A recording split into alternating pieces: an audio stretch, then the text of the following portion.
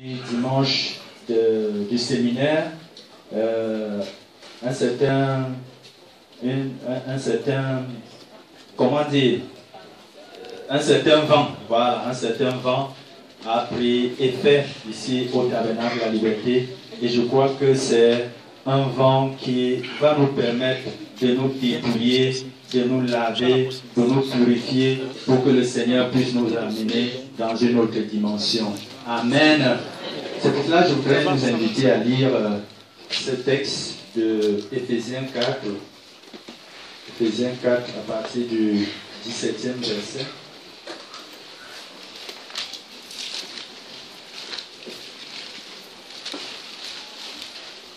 Tout le monde est là? Éphésiens chapitre 4 à partir du verset 17. Voici ce que la Bible dit. Voici donc ce que je dis et ce que je déclare dans le Seigneur. C'est que vous ne devez plus marcher comme les païens qui marchent selon la vanité de leur cœur, de leurs pensées. Ils ont l'intelligence obscurcie. Ils sont étrangers à la vie de Dieu.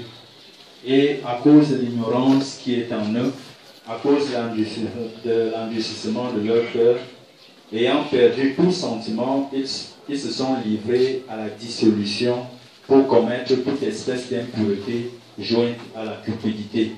Mais vous, ce n'est pas ainsi que vous avez appris Christ, si du moins vous l'avez entendu, et si conformément à la vérité qui est en Jésus, c'est en lui que vous avez été instruits à vous dépouiller, eu égard à votre vie passée, du vieil homme qui se corrompt par les convoitises trompeuses, à être renouvelé dans l'esprit de votre intelligence et à revêtir l'homme nouveau, créé selon Dieu dans une justice et une sainteté que produit la vérité. Alléluia. Amen. Amen. Voilà comment nous devons apprendre Christ. Et ce matin donc, beaucoup de personnes vont être invité à confesser, à se dépouiller de cette vie passée, à changer complètement, à prendre une nouvelle direction. Et je voudrais juste donner quelques précisions. C'est que comme ils sont assez nombreux, nous allons étendre ces confessions les jours à venir, c'est-à-dire les jeudis prochains, les dimanches prochains. Mais nous allons nous limiter aujourd'hui à prendre exclusivement ceux qui n'avaient pas pu faire leur confession le dernier dimanche du séminaire. Amen. Le dernier dimanche du séminaire et le mercredi passé. Le mercredi, pendant la Sainte Seine, ceux qui n'avaient pas pu faire leur confession le feront également ce matin.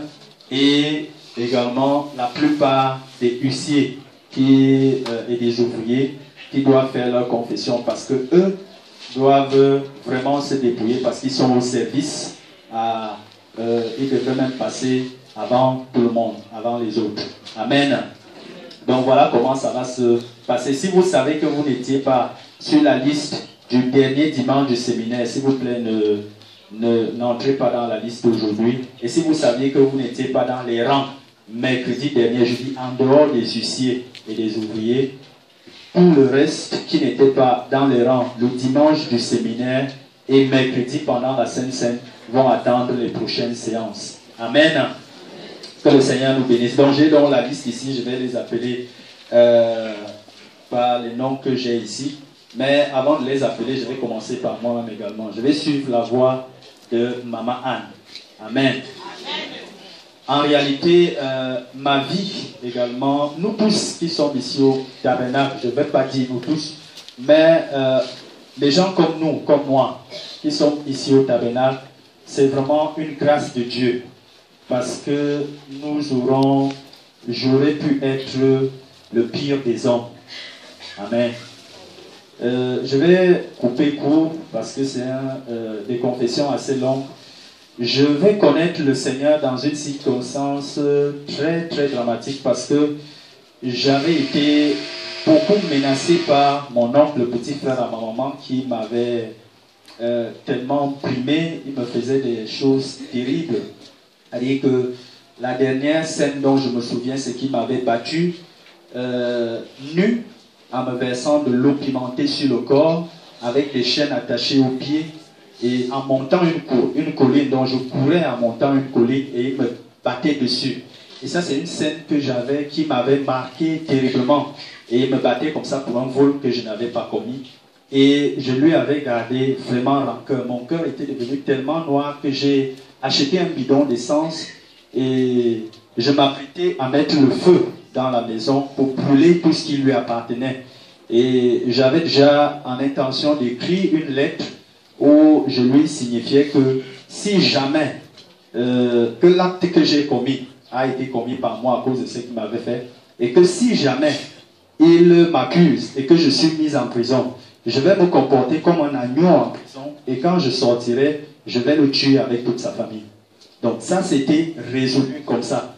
Et je ne sais pas comme Dieu est Dieu, je ne sais pas par quel miracle, le même jour, c'est-à-dire que la veille, autant pour moi, la veille où je m'apprêtais à accomplir cet acte-là, c'est là où mon camarade de classe va me parler de Jésus et je vais m'associer à leur groupe ce soir-là et je vais donner ma vie à Jésus. Amen. Et c'est là où ma vie va vraiment basculer. Je vais embrasser Jésus de façon vraie et sincère, vraiment, et en abandonnant tout ce qui pouvait être comme les passions des jeunes, comme la vie des jeunes. Je vais vraiment embrasser le Seigneur. Et pendant que je le fais, je me retrouve malheureusement dans beaucoup de mauvais milieux où c'est l'évangile de la prospérité, l'évangile des voyages. Je vais m'inscrire dans les clubs des millionnaires. En fait, il n'y aura pas un enseignement de base vrai. Et c'est à un certain moment, après quelques temps dans ma vie, pratiquement 10 ans, je vais faire comme une sorte de bilan, et surtout parce que ma famille va revenir à la charge pour dire que depuis pratiquement 15 ans, tu es dans vos nouvelles églises, tu dis que tu as cru au Seigneur, mais quel est le bilan de ta vie? Tous tes frères sont mariés, ils ont des enfants. Bon, quand ils disent mariés, c'est qu'ils vivent en concubinage, hein. Ils ont des enfants, toi tu es là, tu continues à vagabonder comme ça, tu n'as aucun avenir, ta vie n'a pas de sens. C'est en quel Dieu que tu as cru? Et ça va faire un tic dans ma tête.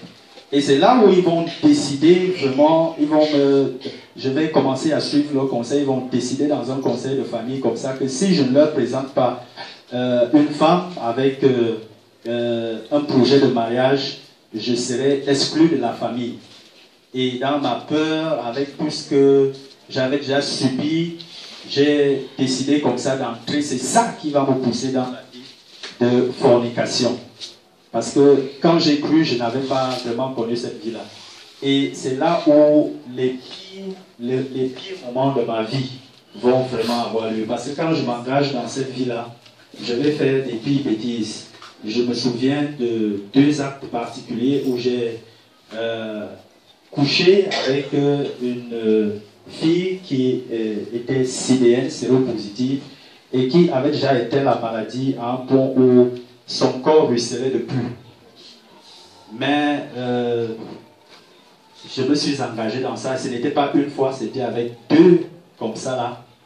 Et pire encore, pendant que je suis dans cette vie de péché là, c'est là où je vais connaître ma femme actuelle et on va s'engager dans le péché. Et pendant qu'on est dans cette situation là, on a un premier enfant, le deuxième enfant vient juste 1 an après, donc c'est-à-dire que pendant que l'autre, elle allaitait l'autre était déjà dans le ventre.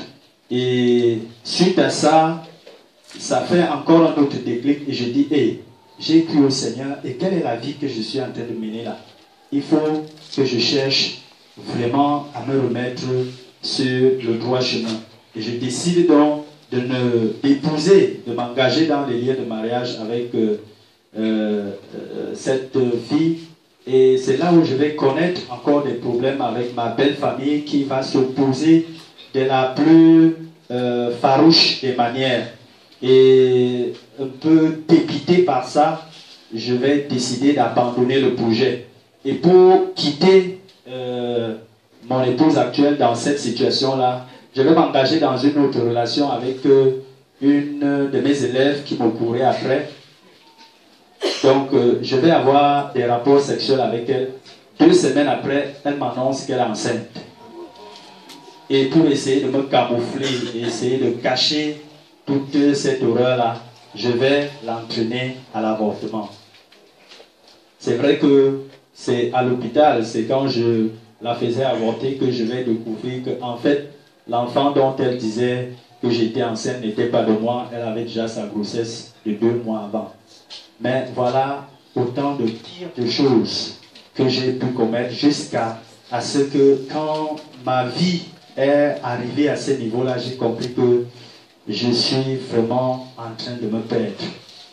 Je suis en train de me perdre et surtout que quelques années auparavant, le Seigneur m'avait montré dans un rêve comment était l'enfer et comment j'y allais. Et il me donnait un dernier avertissement, il me disait, mon fils, si tu veux sortir de là, rentre sur terre et change. Et quand j'ai pris conscience de ça, j'ai vraiment commencé à chercher des solutions. Malheureusement, je tombais toujours entre les mains des mauvais pasteurs qui me disaient, non, tu n'es pas dans le péché, tu n'as rien à te reprocher, continue. Comme tu as déjà ta femme là, bon, c'est ta femme, ne cherche plus d'autres. Jusqu'à ce que je rencontre le pasteur Caleb Ouattara. Amen. C'est là où ma vie chrétienne a repris le cours et aujourd'hui, je peux être sûr et affirmer que je suis redevenu un véritable enfant de Dieu. Amen. Amen.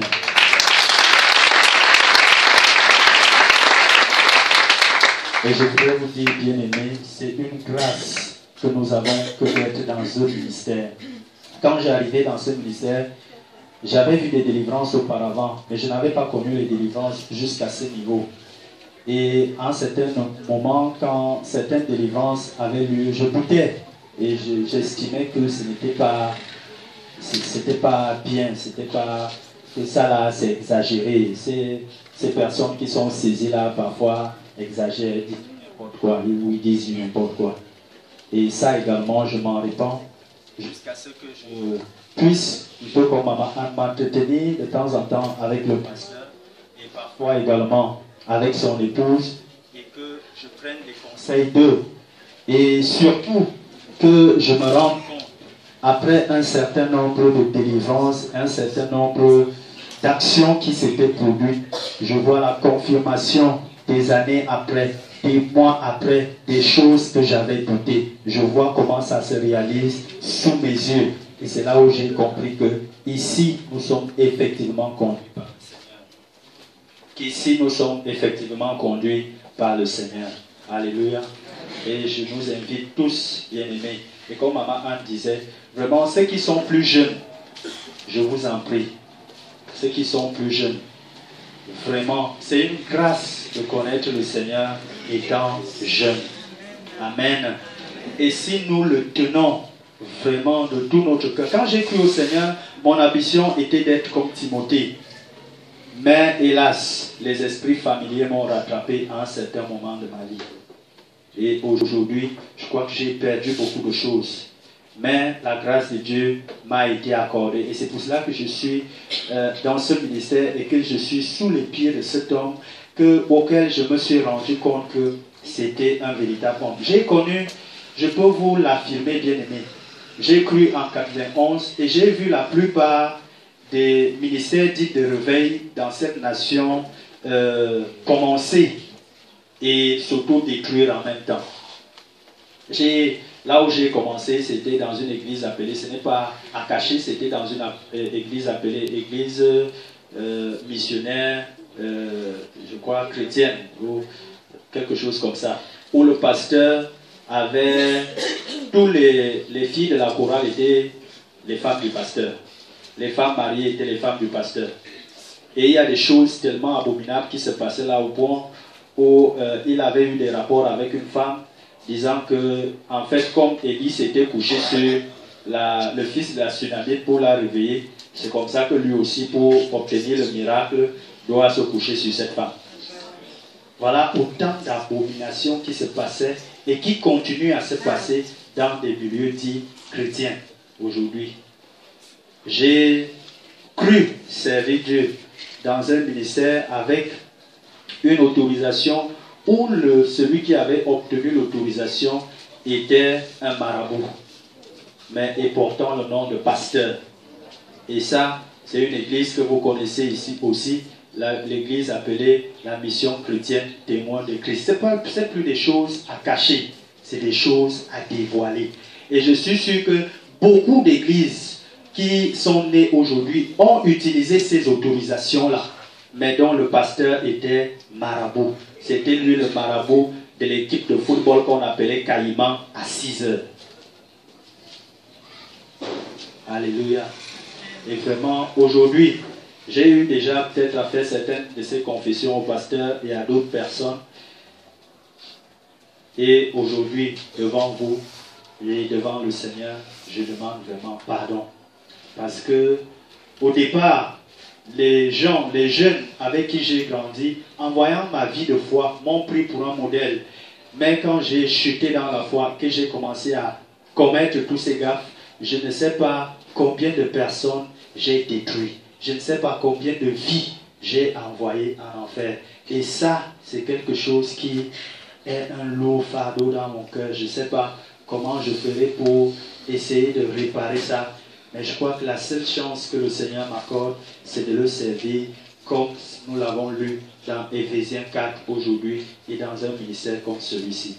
Amen. Amen.